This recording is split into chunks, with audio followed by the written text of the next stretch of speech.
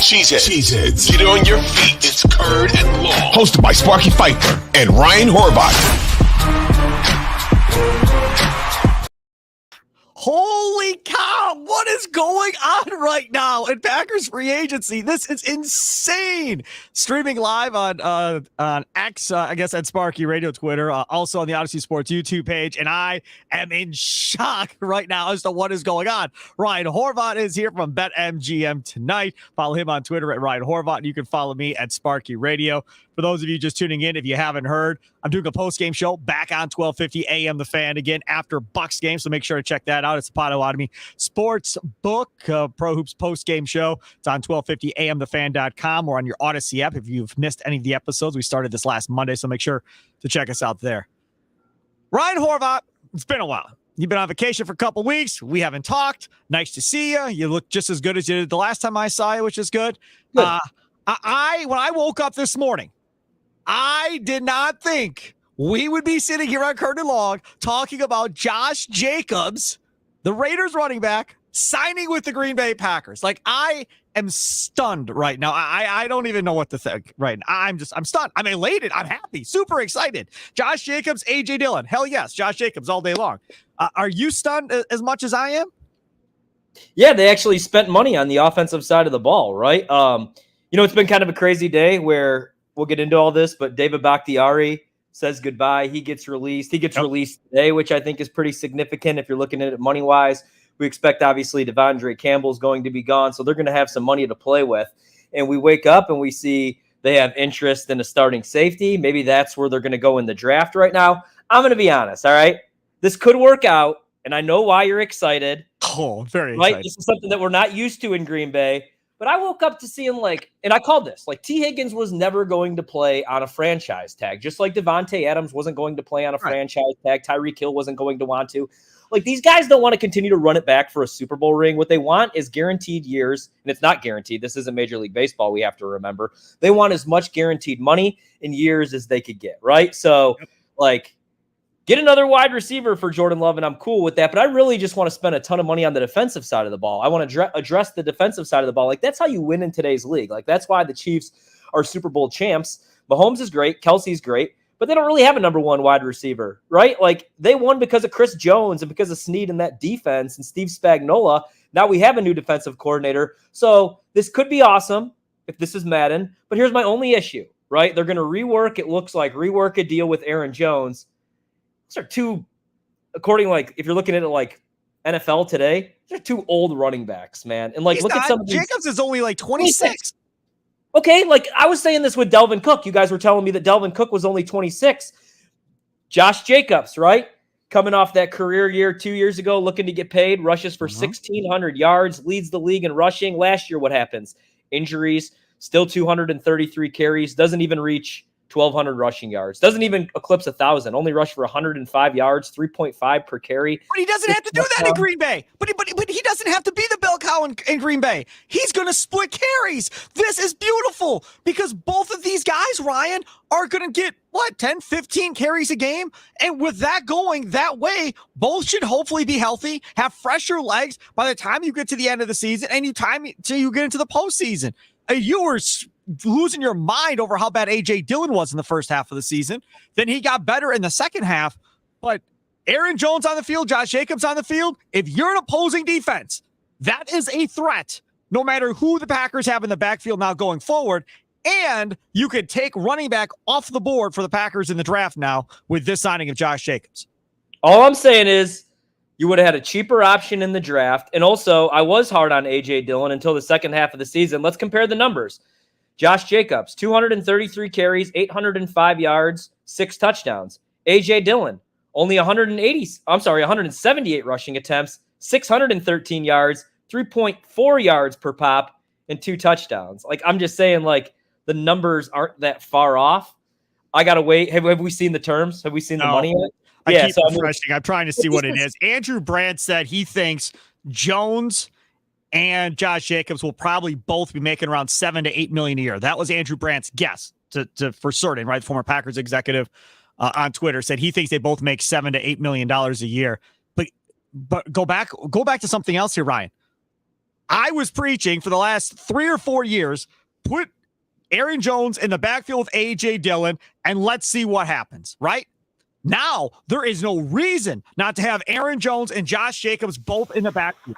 Can you imagine the 2 tight end sets that you can run with Musgrave and Kraft, and then Jones and Jacobs in the backfield? You can throw it. You can run it. You can do all kinds of different ideas out of even more sets. If I'm Matt LaFleur, I'm salivating right now, knowing what I have at my fingertips that I can have now going forward for 3 or 4 years.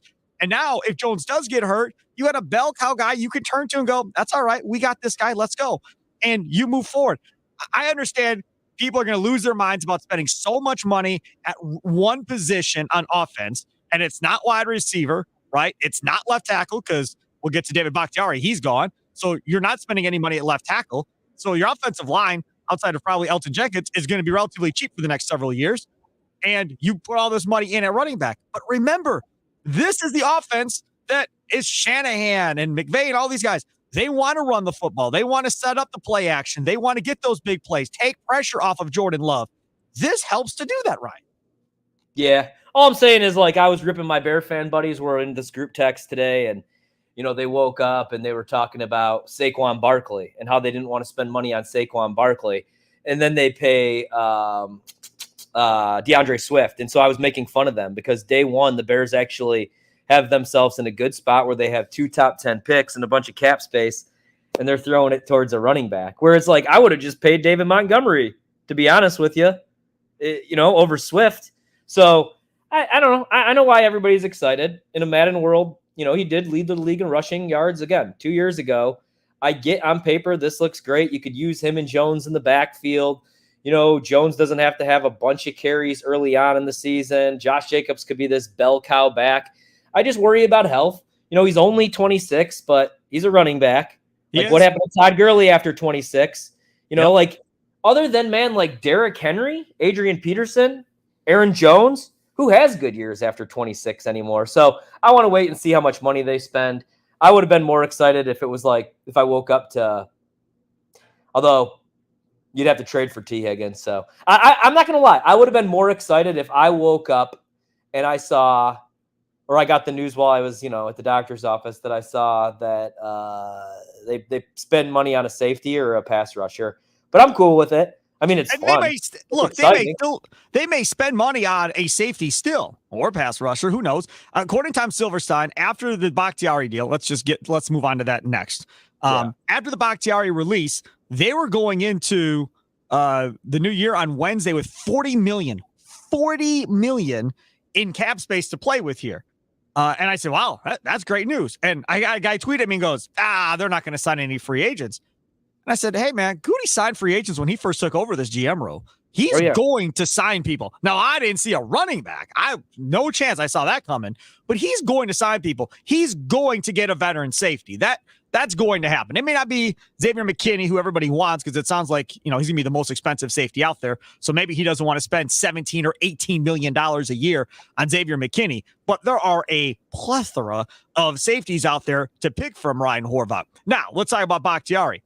He gets released today by the Green Bay Packers. I don't think anybody is surprised necessarily that he got released. I think everybody kind of saw this coming, and they released him to have an opportunity, obviously, to go sign with the Jets or do whatever he wants to do kind of going forward. How will you remember David Bakhtiari's time with the Packers? Unfortunate injury. A year that they should have won the Super Bowl, probably win the Super Bowl if that injury doesn't happen before that Chicago game, because that was the issue against Tampa Bay. Rodgers was running for his life, had a really good second half, but in the first half was just getting absolutely crushed. I believe he was sacked 4 times in that game. If you have Bakhtiari, at the time, the best left tackle in all of football, I believe the highest paid tackle in all of football, it's probably a different story. So it's just unfortunate, man, because great start to his career. Guy was awesome, right? And just injuries took over. We have big news. According to Mike McCartney, who is reporting, former NFL pro scouting director, if you don't know who he is, reporting Kirk Cousins to the Falcons. Yeah. According to Mike McCartney, Adam Schefter just tweeted that out. Yeah, I really like it. I like Atlanta a lot this year, man. I think Tampa Bay was kind of stupid to run it back with Baker Mayfield and that entire roster. I get it.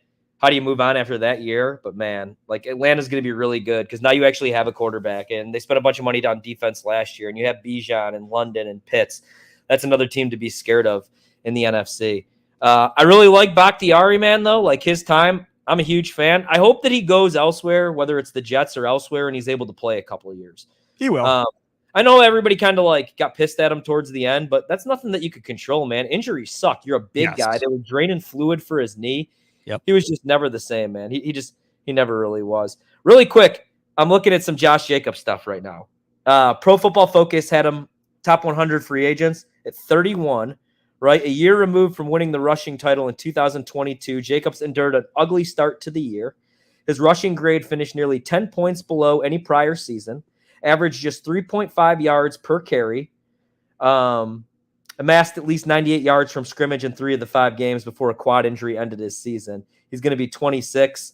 Pro Football Focus says he has plenty left in the tank. That's the thing, man. Like, he did look a little bit better before the injury when Antonio Pierce took over. So you wonder, like, was Josh McDaniels just a complete doofus? Now he's got LaFleur calling plays. If he could stay healthy, this could be a boom rather than a bust. Bakhtiari, hate to see him go. Atlanta's going to be scary good. I wish I would have waited. Last year I was all in on Atlanta with Desmond Ridder. He stunk. Heineke stunk.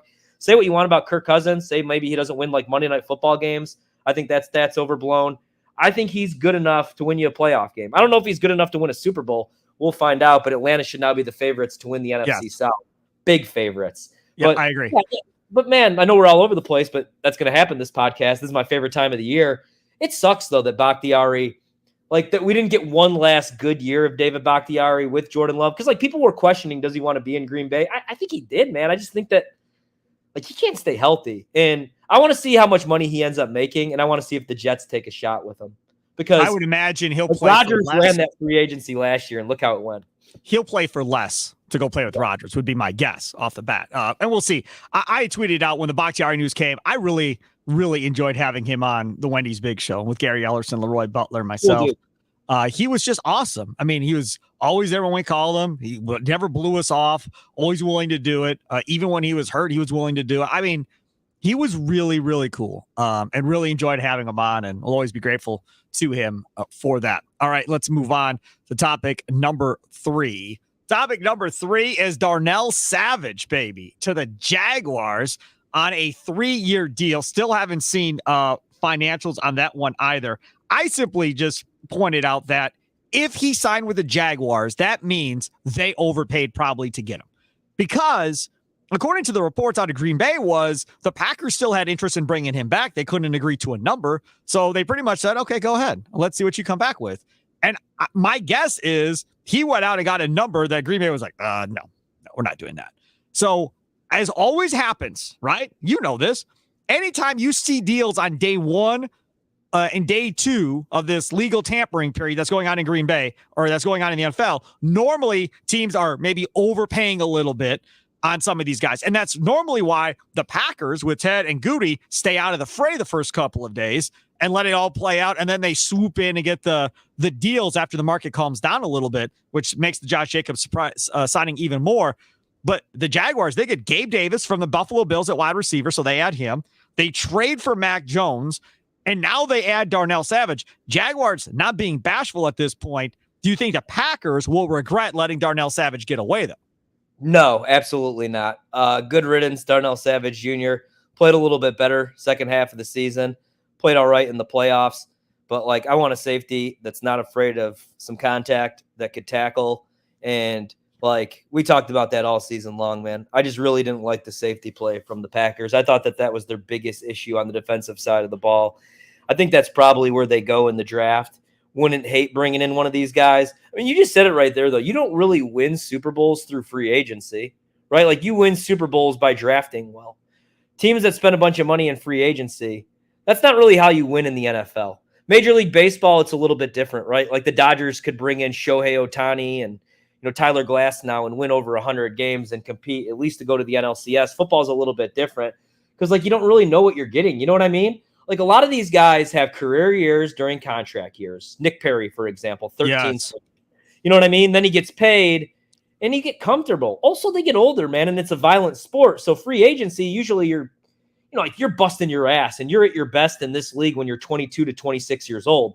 Once you hit 26, 27, a lot of these guys, their bodies are already breaking down. Everybody's got like arthritis already. Look at Todd Gurley. It's just such a violent sport. And that's why Green Bay really does do it the right way. I joke with Gutekunst and like put out the in the mix stuff. It's just because it's a laugh, because every year it's Odell Beckham Jr. and it's Saquon. And it's like, we know this stuff ain't going to happen. And that's why we're shocked today about Josh Jacobs.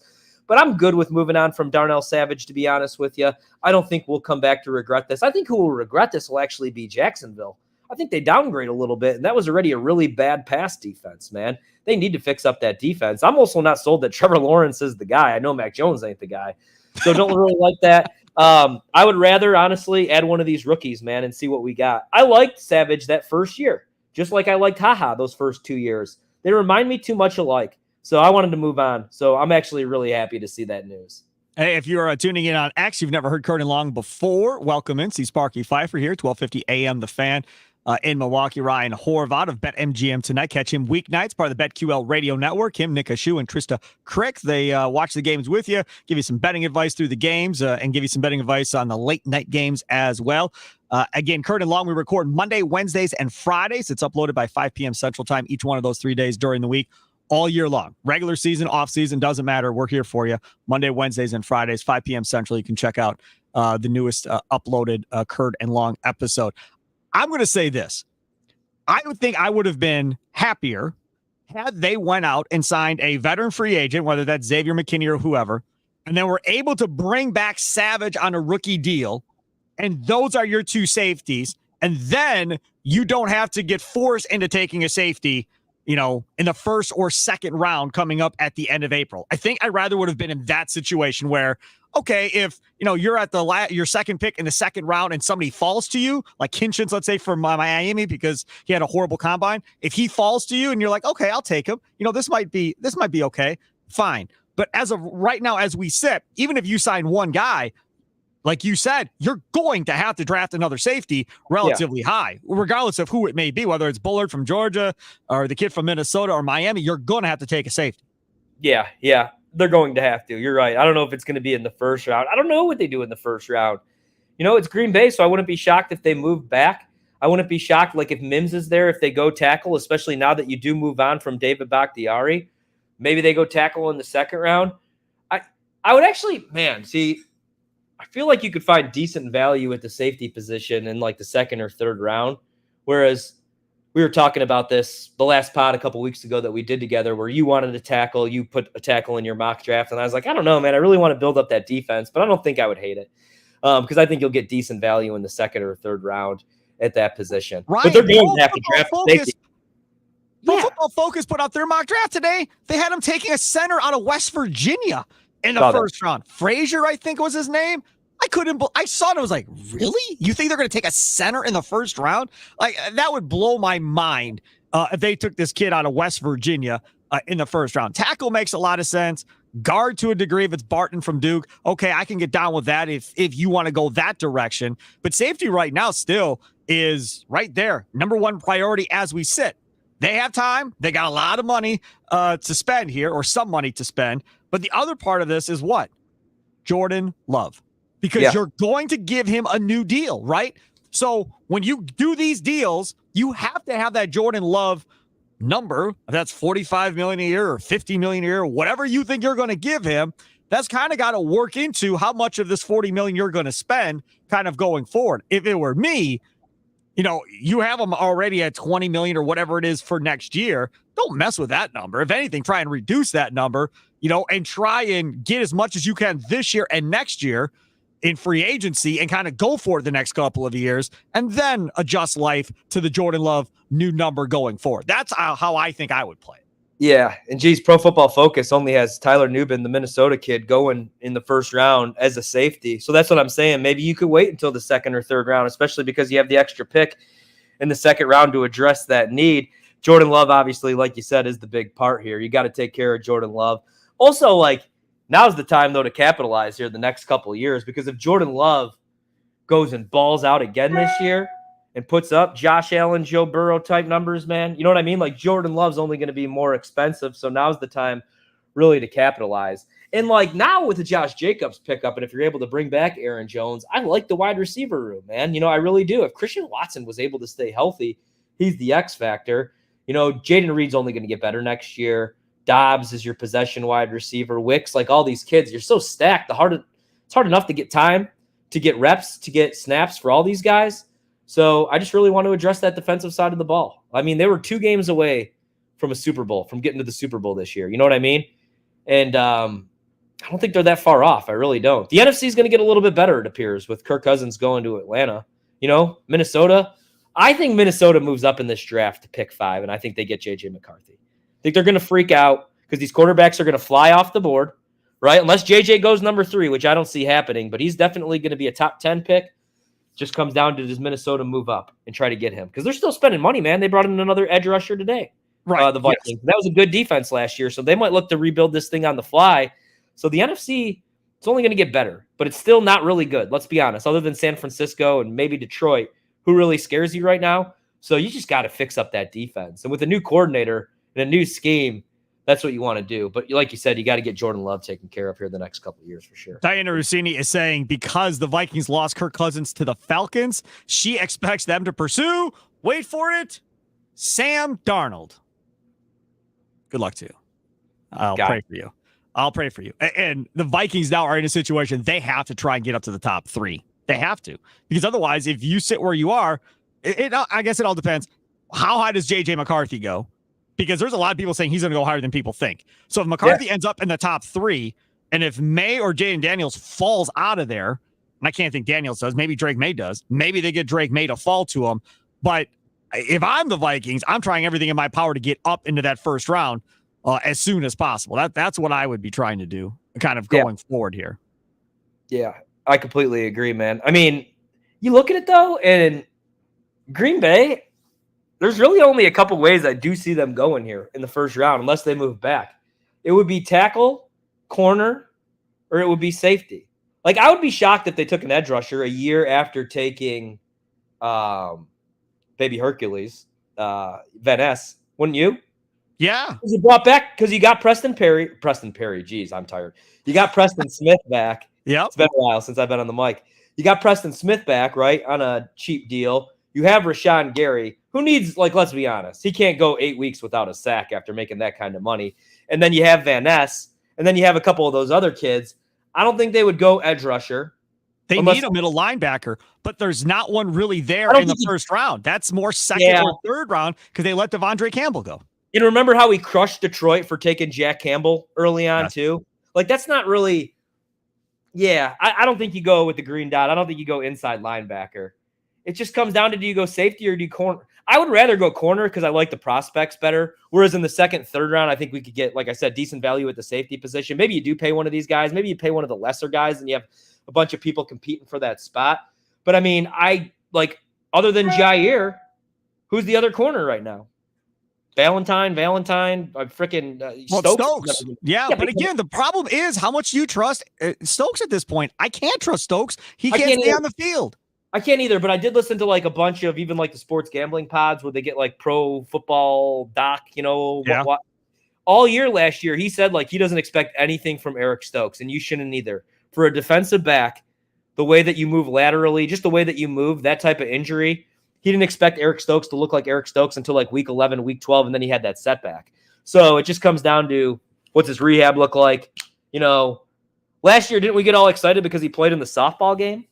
Yes. And then, so who knows, man? But I don't think you could go into the season relying on him to be your number 2 corner with actual hopes of being a Super Bowl contending team, which I think this team has. If this team isn't trying to win this year, they don't go and spend money on a 26-year-old running back. Correct.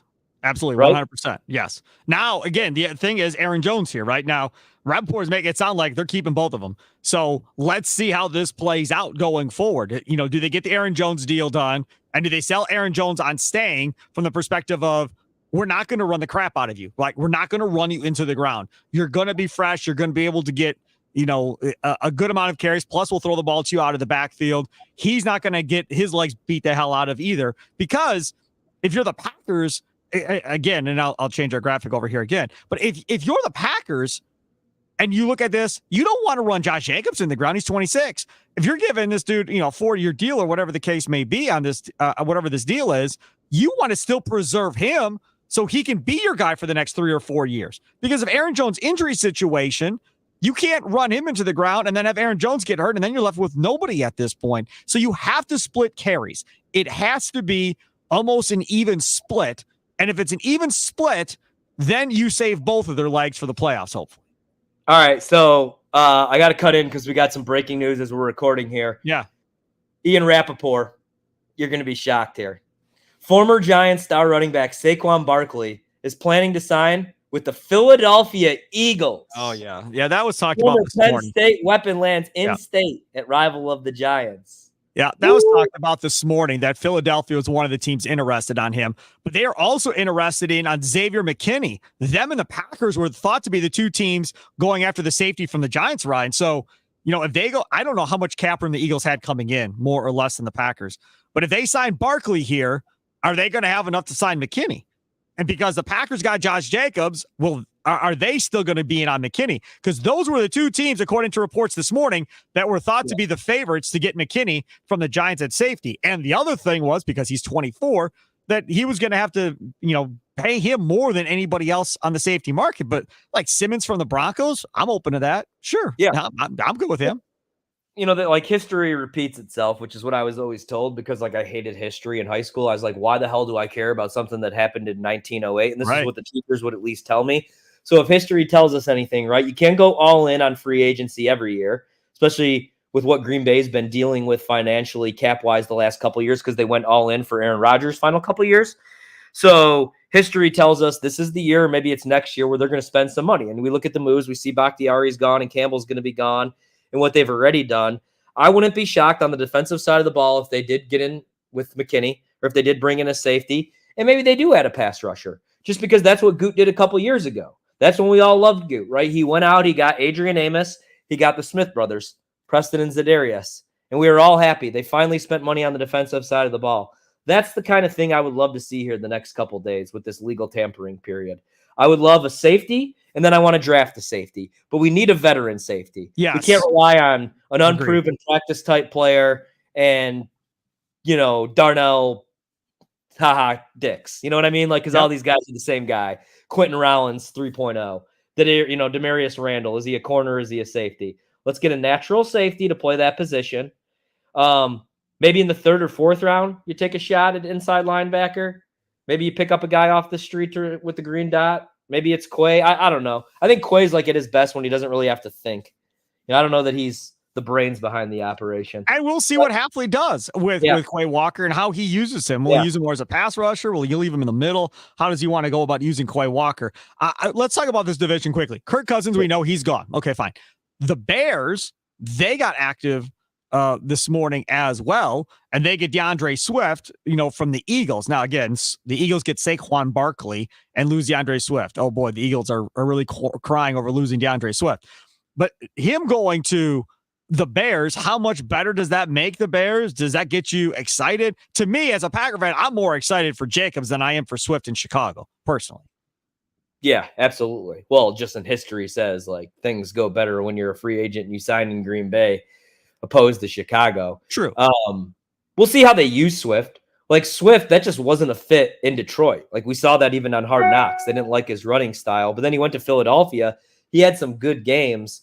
Obviously, they instantly upgrade adding Saquon. But yeah, I'd be more excited about Jacobs. Last year he was beat up, looked better with Antonio Pierce, and 2 years ago led the league in rushing. So I completely agree, man. And you already have Aaron Jones, and you have a better offensive line. Chicago's offensive line was much better the second half of the season, but Green Bay's offensive line, at least in pass pro, was top 5, number 2. That's the thing. Maybe they do go tackle, though. If you're going to invest in the running back position this much money, maybe that means they are going tackle, and they want to upgrade the run blocking because the pass blocking has been so damn good. Maybe that's where they do go here. But, yeah, I'd be more excited for Jacobs than Swift. I definitely agree. For sure. Lions, they lose an offensive lineman. They lose their guard, Jonah Jackson. He goes to the Rams, 3 years, $51 million, $34 million guaranteed there. Again, with all due respect to guards, they're probably easier to replace than tackles are at this point in time. So losing a guard and not being willing to overpay a guard if I'm the Lions. I don't think I'm all bent out of shape because they lost Jonah Jackson. And if you're the Rams, obviously, you're trying to get that line to the point where you can do what you want to do with that offense. You've got the firepower at wide receiver and the arm of Stafford to make it all work. You just got to get that line straightened out. So I get it from the Rams perspective, but from a Lions perspective, I don't think it's life or death losing Jonah Jackson at this point. Definitely not. But any piece you lose on that offensive line, I think we'll see, because with Detroit, I just worry a little bit about, Jared Goff regression. That's why it was big bringing back Ben Johnson, but you obviously want to protect him. What do you got now? Barkley's deal, they got the money on that, but they still don't have the money on Josh Jacobs. Barkley's deal, according to Ian Rappaport, 3 years, $37.75 million for Saquon to go to the Eagles. Goodness gracious. So that's a lot of money. Yeah, that's a lot of money. No doubt about it. That's what, 12 million a year, just over 12 million a year to bring Saquon Barkley. And now I really want to see what the Josh Jacobs deal is. But if he's at 12 million, where is Jacobs? What's Jacobs' number going to look like? 8 or 9 million? 10 million? It better not be 12 million. If it's 12 million, Aaron Jones is gone. Bye-bye. I mean, all the stuff that they're bringing him back, that's not happening. He's got to be closer to 8 than he is to 12, I think, now, after seeing Barkley's deal. What would piss me off about that is, Aaron Jones is a little bit older, but I would rather have Aaron Jones than Josh Jacobs. I don't care, about 26 to 28 or 29 or I do, but Aaron Jones proved to me the last 8 weeks of the season, Green Bay just hasn't been using him right since Mike McCarthy's been there, man. He's an every down back. I worry about him. Packer news. I hate the fumbles in big games. What do you got? I got more Packer news. Adam Schefter, former Packers guard John Runyon, is gone. He goes to the New York Giants, 3-year deal for $30 million, includes $17 million guaranteed at signing. Deal confirmed by Drew Rosenhaus and Kyle Lincoln, his agents. This one doesn't really hurt me all that much. I know he was playing well at the end. I know he wanted to stay in Green Bay. I know he was tearing up at the locker room. I get all of that. I do. I really understand it, that he wanted to be here. But at the end of the day, you got to go get paid. And if the Giants wanted to pay John Runyon Jr. to go there, that's fine. I think the Packers will be able to replace John Runyon Jr., whether it's through drafting a tackle and moving Tom to guard, whether it's drafting a guard and slotting them in there. I don't know if Sean Ryan is the answer. He didn't play all that well necessarily. But they'll be fine. Like I just said, talking about Jonah Jackson, it's easier to replace a guard than it is a tackle in this league. There's 3 teams every year where I go into where I don't really worry about the offensive line, right? It's plug and play, in my opinion. I mean, we've had some bad offensive linemen, don't get me wrong, in Green Bay, guys that it's why the hell do we continue to put them out there? But they always get it right by the end of the season. And other than the Tampa Bay game where you just didn't have anybody near the level of David Bakhtiari, it's never the reason we lose games. It's usually special teams or the defense. I never worry about Joliet Catholic's offensive line. I never worry about the Wisconsin Badgers offensive line. And I never worry about the Green Bay Packers because at the end of the day, I trust the people that evaluate at that position. You know what I mean? Green Bay, every year they get it right, dude. I was so pissed when they cut Josh Sitton or when they didn't bring back TJ Lang or Corey Linsley. Corey Linsley still hurts, but now he can't play football anymore, but he was damn good. But they always move on from these guys when they get a little bit older, and then they bring in guys, and there's not a huge drop-off. Maybe for a couple weeks, maybe for the first half of the season. Right. But, yeah, I'm fine with Runyon going. That's a lot of money, too, for John Runyon. Am I crazy? It is $17 million guaranteed. Yeah, absolutely. So good luck to you. I'm glad you got paid. How about Kirk Cousins? His money details are out. Okay. Give me a guess. How much on average do you think he's getting per year? 4 years. 4 years. 4 years. Mm-hmm. So how much is he getting per year? Average per year, yes. So we think Jordan Love's going to get somewhere between 45 and 50, probably somewhere in that area. So what do you think for Kirk Cousins? But what do we think about Jordan Love? I think most people think he's going to be right around 45 to 50, somewhere in that area. It's criminy. All right, I think Kirk Cousins, I'm going to throw out a number. Kirk Cousins, yeah, man, I'm actually going to say probably 40 to 4. I'll go 45, probably right in the middle. He's going to go 45 a year, right? Right on the money. 45 a year, 4 years, $180 million. Sheesh. $100 million guaranteed from the Atlanta Falcons. How old is that dude? 36 or something like that? Right? So I think he's my age. Let me check. I thought he was 35. Let me check. 35. Do you not like it? No. That's a lot of damn money for a guy that age. No, I love it for the Falcons. That's better than drafting a rookie quarterback and hoping it works out. They did Desmond Ridder. That failed. So, I mean, to get this makes them a top offense in the NFC. Without question, that offense will be a top offense. And that defense, now, again, it's a new staff. That defense was good already last year. They already had talent on the defense. Like we talked about earlier, they're going to win the NFC South. They're going to be the favorite for sure. But now Bijan Robinson, Drake London, Kyle Pitts, Cousins loves throwing at tight ends. I mean, that from that perspective, yeah, it's great, but that dude has made a ton of money in his career, Ryan Horvat. A ton of money.